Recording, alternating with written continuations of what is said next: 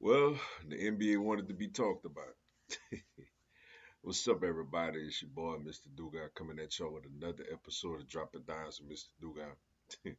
And today I'm going to talk about last night's basically colossal breaking news as the Dallas Mavericks trade Luka Doncic to the Los Angeles Lakers for Anthony Davis. Before I get into this video, man, for anyone, if you want to drop a dollar on the Cash App, my Cash App information is down in the description box. Also, if you want to follow me on social media, that information is down in the description box. If you're a subscriber to the channel, greatly appreciate the love and support. If you're new to the channel, welcome. Make sure you subscribe, hit the bell notification button, like the video, and share it with you folks, man. Wow.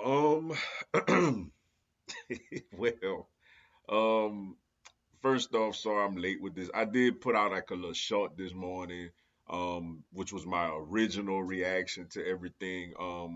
Because I was in bed early last night, man. Long day today. Did a lot of traveling today. I'm actually at a location now that I'm gonna be for the next couple of months. So this is gonna be my new background, basically, for the next couple of months, man. Um, and I didn't get a chance to actually talk to y'all. But honestly, man, today I had a lot of time to digest everything and really, think about what went down, man. Dallas basically didn't didn't want Luka anymore, man. The new general manager basically said that they have issues with his conditioning, and that they feel like defense wins championships. And Anthony Davis is arguably the best defensive player in the entire NBA. That's very interesting, man, because on one hand, bro, like you don't see a top five player in the league that is 25 years old unless he has like a criminal type of history to where he's constantly getting in issues off the field, or if he's just a horrific teammate, meaning that he's always getting into scuffles or fights or whatever, like a bunch of conduct detrimental to the team type of stuff. Usually when those things are not in the conversation, you don't see stuff like this, man. Um, and look, I get it. As far as Luka is not the greatest defensive player, I get it that Luka is not in the best of shape, but Luka still dropping 30 on your head. Luka got a Onka Rod body and still dropping 30, 15, and 10 on top of your head, man. I will say this though for Dallas. I do think this year though, honestly, this trade does make them more of a championship contender this year. Anthony Davis, when healthy, is one of the top big men in all of basketball. Probably, out of him and Embiid, probably the best two-way, big man in all of basketball. I get it, man. Anthony Davis is amazing. He's a supreme talent.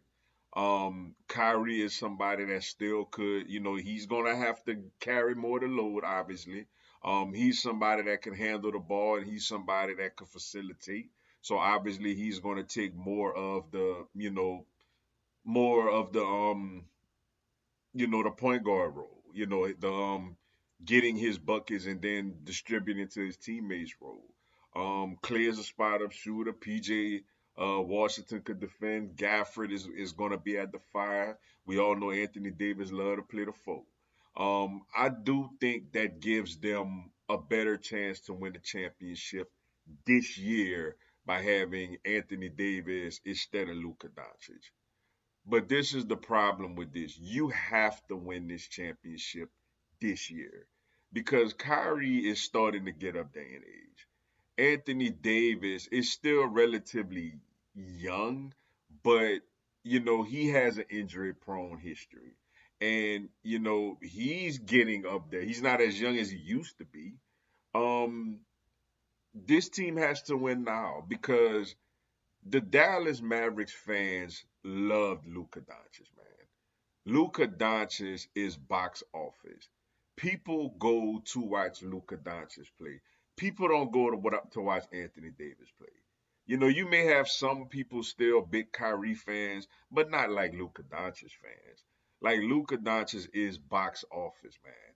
So if you're gonna get rid of such a fan favorite player like that, you have to win a championship immediately. Like you ain't got 2 to 3 years to figure this thing out. You got to win a championship this season. And now looking at the Lakers angle on it, it's the opposite. Where I feel like them having Luka Doncic this year instead of Anthony Davis actually hurts their NBA championship aspirations, which they probably wouldn't go have none anyway. But them having Luka instead of Anthony Davis makes them today not as good of an overall basketball team.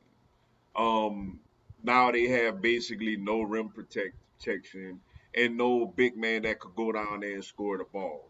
And Anthony Davis and LeBron is, Luka Doncic and LeBron is somewhat kind of the same player. They both are ball dominant players that could go get their own buckets and facilitate. It's basically about them taking turns now. But on the bright side for the Lakers, I will say this: it makes them box office. It makes them a problem going forward. Whenever LeBron passes the torch as being the face of the Los Angeles Lakers, Luka is now that guy. I don't think that the Los Angeles Lakers fan base would have got excited if Anthony Davis was that guy going forward. But Luka is that guy now. That whenever LeBron retires, he's the face of the franchise. He's box office. That organization has a lot of pizzazz to it. And now you got a guy like that that's 25 years old, that's an all NBA player. Like the Lakers got a nice future now. Like I said, I think it hurts them this year, but I think going forward, if they could get a big man and develop him into something, um, you know, who knows how many years LeBron got left, but him and Luka going forward could be a problem. But when LeBron retires, Luka is the face of the Los Angeles Lakers, and I think that gets that Lakers fan base more excited than Anthony Davis. You know what I'm saying? Being the future face of that franchise. It's a big trade, man. It's one of those. It's probably the biggest trade that I've ever witnessed. As just somebody who follows the NBA, we've never seen nothing of this magnitude. You've seen all NBA players, MVP people move around, mostly because they requested a trade. But you don't never nobody thought that Dallas felt some type of way about Luca like that. And like I said, I woke up this morning and I was like, wait, what? Like they did, huh? Big trade, man. Really big trade. It got us talking about the NBA. This week, I think the NBA gonna be the main talk. Tonight going into tomorrow. When all the first takes and the FS1 shows and all that re-air tomorrow morning. That's gonna be the headlining topic. That's gonna be the number one topic tomorrow. And then the rest of the week, obviously, we're gonna have the Super Bowl. But it's gonna be the number one topic tomorrow, man. And it's definitely something shocking. You just don't see all NBA top five players in the whole league in basically in any sport, unless there's some type of contract dispute. And that's the thing. Luka didn't request no trade. Luka was more than willing to re-sign the maximum deal to be the face of the Dallas Mavericks. Like he just took them to the NBA Finals last year, and a few years ago also took them to a Western Conference Finals appearance. Like whoever this GM is, the Mavericks gonna have to win the championship this year, or he's gonna become probably the most hated GM in NBA history, besides Jerry Cross. God rest his soul, yo. But with that being said, man, that's all I got for y'all today. Appreciate y'all checking out the video.